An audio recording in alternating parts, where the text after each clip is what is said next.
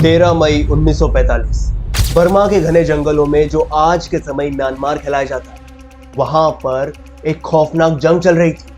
आसमान में हर तरफ गोलियों की बौछार हो रही थी। पूरा का पूरा माहौल, पूरा मैदानी जंग धुएं से भरा हुआ था। जहां देखो लाशें बिछी हुई थी। उन्हीं लाशों के बीच एक खाई में 3 गोरखा जवान डटकर खड़े हुए थे। उनमें से एक का नाम था लाछीमान गुरंग, जो महज 27 बरस का था, जो एक मामूली सा राइफलमैन था। नमस्कार दोस्तों, मैं अतीक और आप देख रहे हैं बिहाइंड द ट्रूथ। आज के इस एपिसोड में मैं आपको बताऊंगा एक बहादुर गोरखा की ऐसी कहानी जिसने अपना हाथ कटने के बावजूद अकेले अपने खुद के दम पर 200 से ज्यादा जापानियों को धूल चढ़ा दी थी। 200 से अधिक जापानी सैनिकों को मात दे दी थी। तो बिना किसी देरी के चलिए शुरू करते हैं आज का हमारे वीडियो।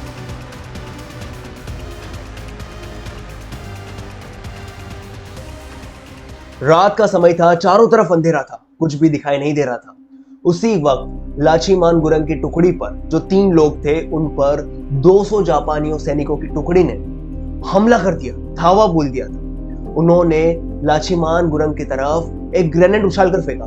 पहला ग्रेनेड आकर वहां नीचे जमीन पर गिरा। लाछीमान ने जरा भी देरी ना करते हुए उसे अपने हाथ में उठाकर दुश्मन की तरफ वापस फेंक दिया। कुछ समय बाद एक और ग्रेनेड आकर गिरता है। उस ग्रेनेड को भी बड़ी ही सावधानी से, बड़ी चतुराई से, बड़ी ही तेजी के साथ लाछीमान ने दुश्मन की तरफ वापस फेंक दिया था। लेकिन तीसरा ग्रेनेड आकर गिरता है। लाछीमान उसे उठाते हैं, पर इस बार बहुत देर हो चुकी थी। वो ग्रेनेड उनके हाथ में ही फट जाता है और जैसे हाथ में फटता है, चारों तरफ आग ही आग, धुआं ही धुआं फैल जाता है। जो आसपास के 2 गोरखा जो सैनिक थे, वो जमीन पर गिर जाते हैं। जैसे धुआं हटता है, जैसे कोहरा साफ होता है, कुछ दिखाई देने लगता है। लाछीमान देखते हैं, उन्हें महसूस होता है कि उनका दाहिना हाथ गायब है। उनकी उंगलियां टूट चुकी है, उनके बाजू के टुकड़े टुकड़े हो चुके हैं। उनकी बाजू एकदम से धड़ल्ले से उड़ चुकी है और दाहिनी तरफ कुछ नहीं बचा है। साथ के दोनों सैनिक बुरी तरह से जख्मी हो चुके थे, घायल हो चुके थे और वो दोनों जमीन पर पड़े थे।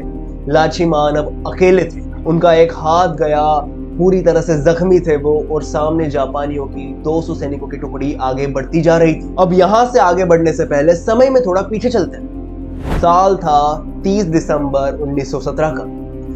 30 दिसंबर 1917 को चितवन जिले के दहीखाना गांव में लाछीमान का जन्म होता है। उनका बचपन हिमालयों में एक गरीबी में गुजरा था। इसी जद्दोजहद के बीच उन्होंने फैसला किया, क्योंकि रोजगार के ज्यादा ऑप्शन मौजूद नहीं थे, तो वो फैसला करते हैं इंडियन ब्रिटिश आर्मी ज्वाइन करने का। और वो ठीक वैसा ही करते हैं। 1940 में वो इंडियन ब्रिटिश आर्मी में दाखिला लेते थे। उनका आर्मी में भर्ती का किस्सा भी बड़ा दिलचस्प है। असल में जो लाछीमान थे, उनकी हाइट थी 4 फीट 11 इंच। और जो आर्मी होती, उसमें हाइट की एक शर्त होती है कि न्यूनतम हाइट एक पर्टिकुलर हाइट होनी चाहिए। हाँ, एक परंपरा थी कि गोरखाओं को हाइट में रियायत दी जाती थी, लेकिन रियायत देने के बाद भी उनकी हाइट कम थी। अगर शांति का दौर होता तो शायद उन्हें आर्मी में ना कबूल किया जाता, लेकिन वो दौर था जंग का। उस समय चल रही थी वर्ल्ड वॉर 2। ब्रिटेन के सैनिकों की सख्त दरकार थी, चाहे हाइट कुछ इंच कम ही क्यों ना हो। दुश्मन दरवाजे पर खड़ा था, इसीलिए सारे नियम कायदे एक किनारे पर हो। ऊंचाई की शर्त हटा दी गई और 8वीं गोरखा राइफल्स में लाछीमान का प्रवेश हो गया। ट्रेनिंग पूरी करके लाछीमान को बर्मा के मोर्चे पर भेज दिया जाता है। साल था 1945 का और समय था बर्मा कैंपेन का, जिसे द फॉरगॉटन वॉर यानी भूला हुआ युद्ध भी कहा जाता है। ये अपने तरकिनोर पर था। ये युद्ध अपने अंतिम समय पर था। ये अभियान का आखिरी पड़ाव था और यहाँ लड़ाई करना आसान नहीं था, ना ही हमारे लिए और ना ही दुश्मन सेना के लिए, क्योंकि दुश्मन यहाँ पर सिर्फ जापानी सैनिक नहीं थे। दुश्मन थे वहां का मौसम। लगातार 6 महीने बारिश होना, सांप, बिच्छू, जहरीले पौधे और अनेक बीमारियां जो पल भर में इंसान को मार देती थी। जापानी सैनिक थक कर चूर हो चुके थे, बीमारियों से ग्रस्त थे, खाने पाने की किल्लत हो रही थी। फिर भी पूरे जोश खरोश से मैदान में डटे हुए थे, क्योंकि उनकी रणनीति क्लियर थी कि जब तक आखिरी सैनिक, आखिरी जापानी भी जिंदा बचेगा ना, तब तक यह जंग जारी रहेगी। इसी माहौल में 7th इंडियन डिवीजन को मिशन मिला। इरावदी नदी के पश्चिम किनारे पर जो जापानी दस्ता पीछे हट रहा था, उनका रास्ता रोकना। लाछीमान की बटालियन भी इसी 7 डिवीजन का हिस्सा थी। उनकी कड़ी जो थी वो छोटी थी, मगर बहुत अहम कड़ी थी, जो इस पूरे मिशन में बहुत एक अहम रोल निभा रही थी। उनकी कड़ी का टूटना मतलब पूरी की पूरी चेन का बिखर जाना। अब वापस आते हैं कहानी की तरफ। रात थी 13 मई 1945 की। धमाका हो चुका था। लाची मान का दाहिना हाथ पूरी तरह गायब हो चुका था, खत्म हो चुका था। उनका शरीर पूरा खून से लथपथ हो चुका था। आप ट्रॉमा इमेजिन कीजिए, अगर कोई आम इंसान होता जिसकी यह हालत होती, वो खून से लथपथ है, इतनी बुरी तरह घायल है, जिसका एक दाहिना हाथ गायब हो चुका है, उसका क्या हश्र होता। शायद वो जिंदा भी ना बचता, शायद वो सरेंडर कर देता, या फिर कुछ करने के लायक बचता ही नहीं। लेकिन लाचीमान गुरंग कोई आम आदमी नहीं थे, वो एक गोरखा थे। दर्द को किनारे धकेल कर उन्होंने अपनी एनफील्ड राइफल को, जो भारी भरकम एनफील्ड राइफल थी, उसे अपने बाहिने हाथ से उठाकर रिलोड किया। ये जो मंजर था, एकदम ये अविश्वसनीय सी बात थी। एक बोल्ट एक्शन राइफल को एक हाथ से, वो भी आपका डोमिनेंट हैंड नहीं, नॉन डोमिनेंट हैंड से उससे उठाकर रिलोड करना और फिर उसे चलाना, ये कल्पना करना भी मुश्किल था। लेकिन ये लाचीमान ने कर दिखाया था। वे दाएं हाथ से चलाने के आदी थे, लेकिन उन्हें यह सब बाएं हाथ से करना पड़ रहा था। जापानी सैनिक ये सोचकर आगे बढ़ रहे थे कि शायद अब जंग खत्म हो चुकी है, अब मुकाबला खत्म हो चुका है, क्योंकि उस ग्रेनेड के फटने के बाद शायद कोई जिंदा ना बचा हो। जैसे ही जापानी सैनिक आगे बढ़ते हैं, लाचीमान फायर करना शुरू करते हैं। वे जापानियों के हमले का इंतजार करते हैं। जैसे ही वो नजदीक आते, उन पर गोलियां बरसा देते थे और अगले 4 घंटे तक यही सिलसिला चलता रहा। वो अकेले एक हाथ से जापानियों के हर हमले को नाकाम करते जा रहे थे। और सिर्फ इतना ही नहीं, बल्कि जोर जोर से हमला करते वक्त चिल्ला भी रहे थे और ललकार लगा रहे थे कि अगर दम है तो आओ एक गोरखा को हरा कर दिखाओ। कुछ रिपोर्ट्स ये भी बताती कि वो गोरखाओं का वॉर क्राई जय महाकाली आयो गोरखाली, इसके नारे लगा रहे थे और जोर जोर से ललकार रहे थे। लाचीमान के इस अदमई हौसले को देखकर जो पीछे की टुकड़ी थी, जो बहुत पीछे लगभग हार मान चुकी थी, उनके अंदर भी एक नया हौसला जग चुका था। उनका मनोबल भी ऊपर हो चुका था।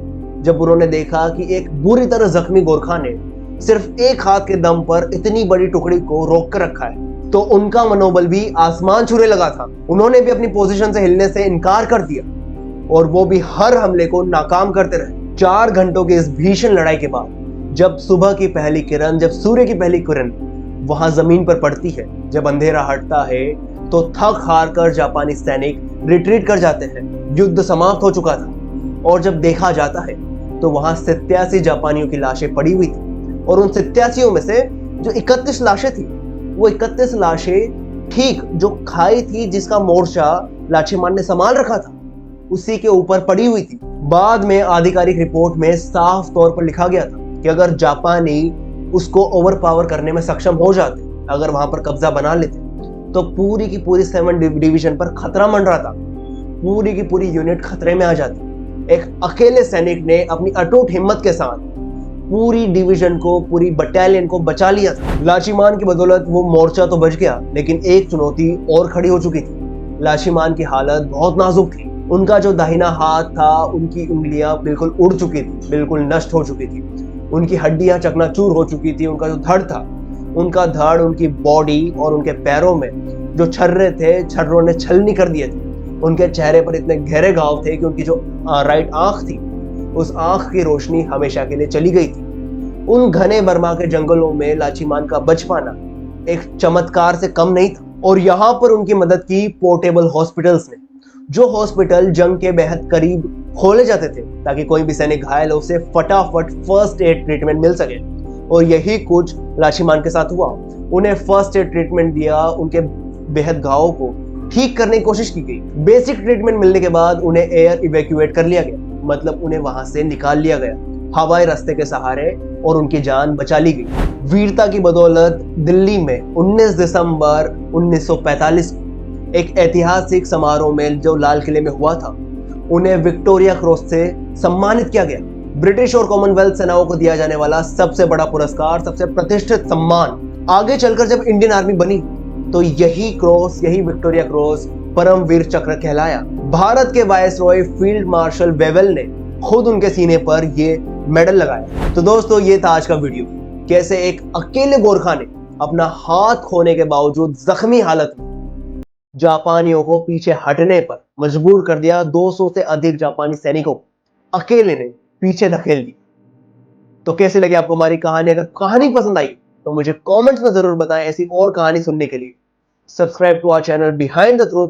बने रहिए हमारे साथ, शेयर करें अपने दोस्तों के साथ, अपने फ्रेंड्स के साथ, उन्हें भी ये कहानी बताएं। मिलता हूं आपसे अगली कहानी में, तब तक के लिए गुड बाय, जय हिंद।